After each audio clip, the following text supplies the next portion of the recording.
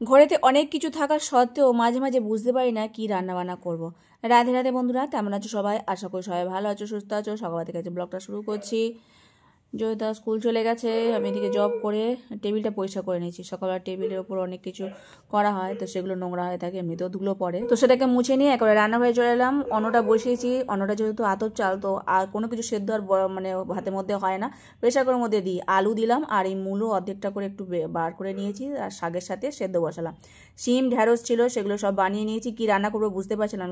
শিম অল্প ছিল আর ঢ্যাঁড়স অল্প ছিল, তো দুটো একসাথে দিয়েই এর মধ্যে পোস্ত বাটা আর সর্ষে বাটা দিয়ে ঝাল মতো করছি। একটু কড়াইশুঁটি ধনেপাতা দিয়ে দেবো, হয়ে গেলে নামিয়ে নেবো। আর বিউলির ডাল করবো বলে সেটা বার করে রেখেছিলাম, বুঝতেই পারছিলাম না আজকে কি রান্না করব। প্রভুজি বলে তাহলে বিউলির ডাল করো, তার সাথে আলু ভাতে করো। মাঝে মাঝে এরকমই হয়, অনেক কিছু আছে তবুও রান্না কি হবে বুঝতে পারা যায় না। আর শিমের পকোড়া করতে বলো, তো সেটাও করে নিচ্ছি। শিমটাকেও সেদ্ধ বসিয়েছিলাম, সেটাও সেদ্ধ হয়ে যাওয়ার পর বেসন আর কালো জিরে তার সাথে চালের গুঁড়ো দিয়ে ছাকা তেলে ভেজে নিলাম। আর এই মূলো শাকটাকে এরমভাবে চটকে নিচ্ছি। এর মধ্যে একটু আলু দিতে পারো যদি অল্প পরিমাণের মতো হয়। তো 4টে মূলো ছিল, তার উপরে অংশটা এরমভাবে সেদ্ধ করেছি। আর এই যে আলু ভাতেটা শুকনো লঙ্কা ভেজে মেখেছিলাম, ঘি লবণ শসা দিয়ে ভগবানকে সেবা দিয়েছিলাম। আর সকলে মিলে এখন প্রসাদ পাচ্ছি। আর তারপরে আমিও একটু বেরোবো। যখন আসছিলাম, তো আসার সময় একটু ময়দা নিয়ে এসেছিলাম। ময়দা দেখলাম বাড়ন্ত হয়ে গেছে, তো আর 2 কিলো মতো ময়দা কিনে নিয়ে একেবারে ঘরে ঢুকলাম। তো যাই হোক, কিছুটা কাজ ঘরে সেরে রেখে গেছিলাম, আর কিছুটা এখনও বাকি আছে, সেগুলো এসে আবার করব সেই ভেবেই। তো সকালবেলা তো টাইম হয়নি, প্রভুজির সাথেই বেরিয়ে পড়েছিলাম। তারপরে হাত পা ধুয়ে জামা কাপড় চেঞ্জ করে একবারে চলে গেলাম ঘরে কাজকর্ম সারতে। তো সকালবেলা তো অর্ধেকটা বাসন মেজে রেখে গেছিলাম, আর অর্ধেকটা পড়েছিল, সেই বাসনটা এখন মেজে নিচ্ছি। তারপরে রান্নাঘরটাকে মুছে গেছিলাম, সুবিধা হয় যদি করে রেখে যায়, নইলে এসে আবার সব একসাথে করতে হয়। তো যতখানি সময় পাই টুকটাক করে সেটুখানি করে রেখে চেষ্টা করি।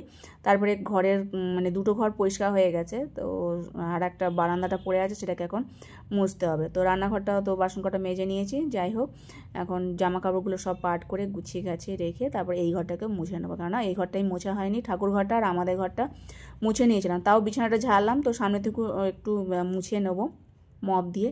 কেন বিছানা ঝেড়েছি, সকালবেলাও ঝেড়েছি, তবুও বারবার শীতকালে খুব ধুলো হয়, তো যখনই ঝাড়ি তখনই আবার সামনে থেকে একটুখানি বুলিয়ে নিয়ে আসি, যেহেতু মোছা ঘর। তবুও রাতে তো রুটি করতেই হবে, 12 মাস আমাদের রুটি। আর শীতকাল হলে বিশেষ করে রুটিই হয়, তখন আর কোনো কিছু করতে ইচ্ছা করে না, খেতেও ইচ্ছা করে না, তো রুটিটা হবেই।